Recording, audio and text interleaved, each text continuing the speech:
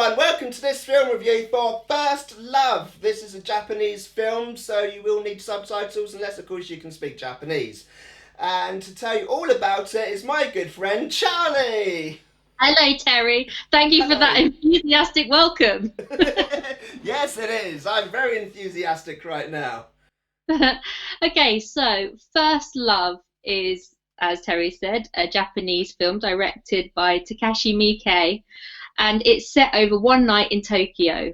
It's a self-confident young boxer named Leo and a prostitute called Monica, and they get caught up in a drug smuggling plot involving organized crime, corrupt cops, and a female assassin. And it's an action comedy. It is Um, a comedy, but you found it more funny than I did, didn't you? yeah, I found it really. I thought it was really funny. Yeah, I found some of the humour a little bit inappropriate, whereas you found it where you had a completely different take on it. Well, I For just thought that they were trying to push us with it. So often the comedy comes from absurdity after something really, really gruesomely violent. Yeah, So, like for you know, example, there's a scene on a tube train. For example, the main two characters, Leo and Monica.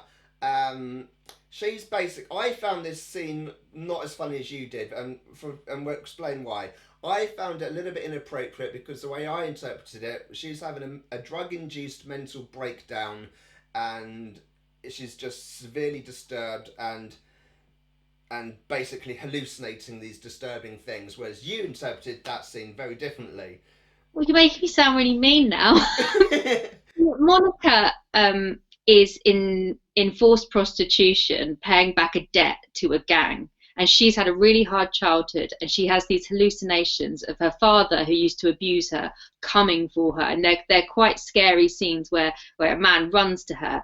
And in the scene we're talking about on the train, she's with Leo, the love interest, and he's listening to his headphones. So he puts one of his headphones into her ear, and they listen to this kind of jazzy song. And the hallucination of the father that she's normally afraid of and gives her panic attack starts dancing. And I thought it was a really nice way to show that he's making her feel better, and that the thing that scared her the most in the world can be made absurd by silly dancing. So yeah, I thought it was a beautiful, funny, kind of kooky moment, and you thought it was totally inappropriate. So we'll explain a little bit more about the plot, because yeah, the it's a very plot is complicated plot. um, there are these well, there's the Yakuza gang and the Chinese gang, and they're at war with each other. And you've written notes, so you can explain it.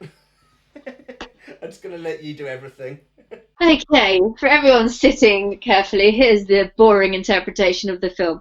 Well, basically, it's set around this gang boss being released from prison, and as he's coming back to his gang, the one rule of the gang is you don't deal drugs, because they're the Yakuza Japanese mafia gang, and they have honor and they do not deal drugs. But whilst he's been in prison, people have been dealing drugs. So there's this whole scandal of people trying to hide the drugs and move the drugs and steal the drugs from each other. So there's that plot happening. And then at the same time, our main character is Leo, the lovely young boxer who was abandoned as a baby and left in a rubbish tip, who has no family, who but is an exceptional boxer. He gets knocked out in the ring, and he goes for an MRI scan, and they say he got a tumor in his brain and he's going to die soon. He goes out onto the streets of Tokyo, sees a fortune teller who says he's always fighting for himself, he needs someone else to fight for, and he bumps into Monica, the enslaved prostitute with this drug gang who are caught up in the Yakuza gang, and he saves her from somebody who's running after her. And then they're linked, and they are both drawn into the mess of the gangs trying to hide the drugs and steal the drugs from each other. And people just keep getting killed. Like, the death count in this film it's large. Yeah, pretty much everyone dies. But And that's the plot. that's the plot. Everyone dies. And then there's some like funny moments which I didn't find that funny, but Charlie found hilarious.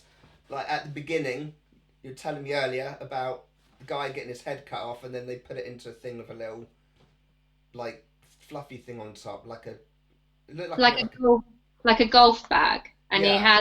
he has like a samurai sword, and he and someone's beheaded with the samurai sword, and then he just pops it back in the golf bag, and you know the little fluffies that go on the head of a golf uh Yeah. Well, I don't stick. know. What are they I called? thought it looked like a tea cozy with a face, but I don't Yeah, know.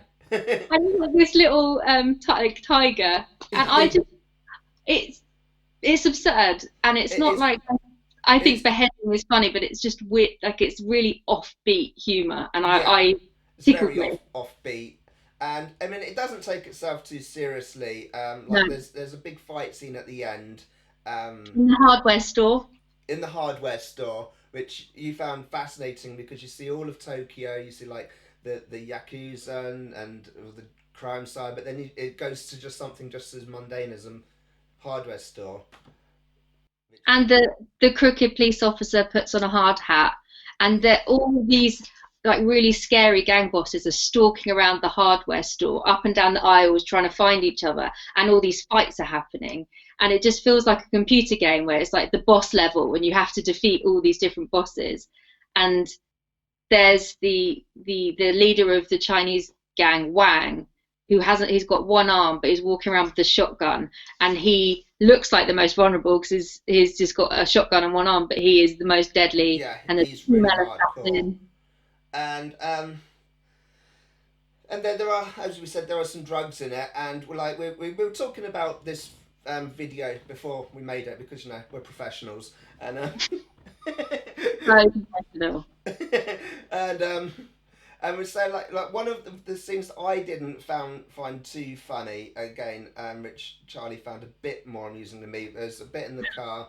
Um, they basically got the meth all over him, and he's got a gunshot wound, so the meth has gone directly into the wound, into his bloodstream, and Monica, who's addicted, is trying to get it off his crotch, and he's like, "Oh, I'm starting to get hard," and I found it weird, but then you have another different interpretation. Well, the meth went into an open wound on his stomach as all of this was happening. Yeah, So whilst he's getting sexually excited by the fact that there's a woman kind of rubbing his crotch because she's trying to get the drugs. He's also now high from all the yeah, drugs in the system, and he's having like this weird sexual experience. yeah, And and he's just off his face after that, and like when they're fighting, like he gets shot, and then he's like finally gets his arm cut off, and I thought that was like a bit like taken out of the Monty Python Black Knight sketch from he just won't die. yeah, it's like tis but a scratch. Quest It's for the Holy Grail, amazing. that's what it's from. Um, and then I felt there were a few bits where they were taken from other films, like that bit. I thought they took from that, and then they jump out of a car park, which I felt might have been from Fast and Furious, but they did that as an animation, which I'll talk about in a minute. And then there was another scene which I felt came out of Blues Brothers with all the police car chasing. But to show how the film just doesn't take itself seriously, that you think it's going to be like this epic jump. That you see they're in the car, they're driving at full speed to the edge of the car park, and then you think it's going to be like some kind of Fast and Furious style epic jump out the car park, and then it goes into animation. Yeah. And and it's just really kind of larger than life bonkers stuff. yeah, And it kind of just shows the I guess the fantasy element of it. They're in a getaway car, they're getting away from the scene of the crime, they're running from the police. I liked it. The kind of it made me do that thing, that really annoying thing, you know, when you laugh and you clap when you laugh. you didn't clap, did you? I did a couple. I just did a couple. I just thought it was great. I just thought it was a really good tactic, and I loved how throughout the whole film there was just different things being used. You never really knew what was going to happen next, and how everything from the shot choice to the pacing, the music behind it. I like the music because it was kind of like 90s cop drama, like American movie, like kind of jazzy stuff. I thought that was really fun. Whereas I barely noticed the music at all. I'm really into music and films. I normally am, but I seriously didn't notice it. I have to watch it again. um, And So the way the film concludes is it does kind of wrap everything up for the two main characters because they both have some issues in the film. Like Monica, obviously, she's been enslaved into prostitution to pay off her dad's debts, and Leo, he's been told he has a tumor, and so he thinks he's going to die. So he's basically he says he's lost, this boundary's been taken away, so he can do anything. Hmm. And then it kind of everything kind of resolves itself in the end, and